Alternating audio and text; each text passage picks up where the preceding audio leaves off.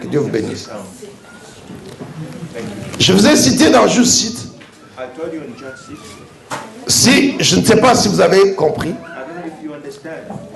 À un moment, Dieu s'est fâché et il a laissé son peuple être étouffé ou bien pillé, dépourvu par les Midianites.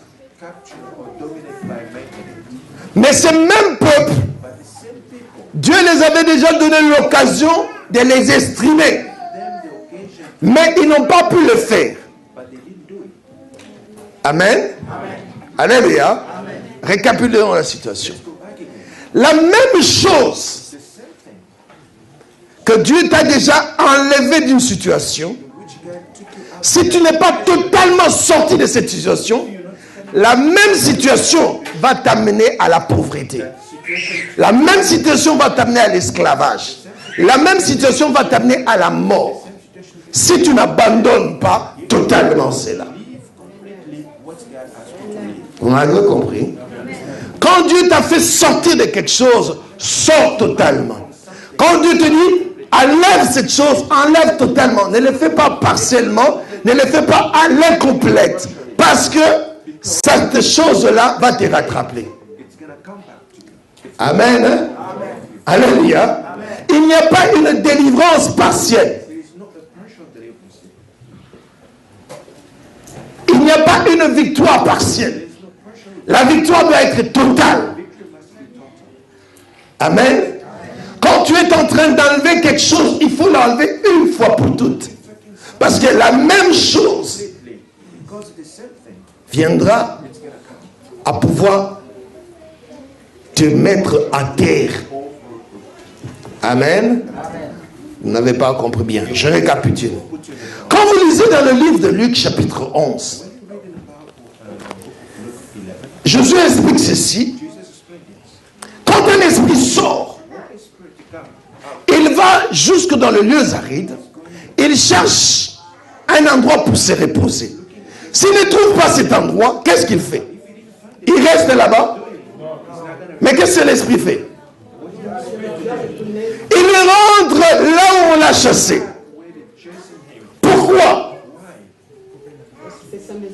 Parce que l'esprit appelle l'homme ma maison. Donc l'esprit appelle que tu lui appartiens. Vous comprenez? Et la Bible dit que si cet esprit vient, il trouve que cette maison est balayée vide, n'a pas quelque chose pour résister. L'esprit ne va pas rentrer directement. Il va chercher cet autre esprit plus puissant que lui, afin de pouvoir rentrer sur toi et que ta condition sera pire qu'avant. Vous m'avez compris? Parfait. Si tu es dans le vol, dans le mensonge, dans la sorcellerie, dans l'impureté, dans l'impudicité, et que tu sors de cela, sors complètement. Vous comprenez? Parce que si tu sors en tâtonnant, la même chose va revenir en toi. La même chose viendra dans tes enfants. La même chose va se répéter. Amen. Quand vous entendez parler de malédiction, ce n'est pas quelque chose qui est né aujourd'hui, mais c'est quelque chose qui habite dans une génération, après une génération, après une autre génération. Amen. Alléluia. Vous avez le père de la foi, c'est Abraham. Nous sommes d'accord avec vous. Abraham, la première des choses qu'il a reçue, c'est la grâce de Dieu d'accepter la parole de Dieu et il a été justifié. Mais il avait un problème. Quand on lui demande c'est ta femme, qu'est-ce qu'il disait? Hein? Et il s'est justifié. N'est-ce pas? Il est descendu en Égypte. On dit c'est ta femme. Oh non, c'est ma soeur. Et le roi d'Égypte a pris sa femme. Et le roi d'Égypte lui a donné beaucoup de biens. N'est-ce pas? Il avait même amené avec lui son neveu Lot. Ils ont découvert l'Égypte. En échange de biens qu'il a eu en Égypte, il avait ce mensonge-là qui est resté. Ce mensonge-là l'a enrichi. N'est-ce pas? Amen. Amen. Et qu'est-ce qu'il a laissé à ses enfants quand il est fait? Une grande richesse. N'est-ce pas? N'est-ce pas? Amen. Il a laissé à son fils Isaac une grande richesse.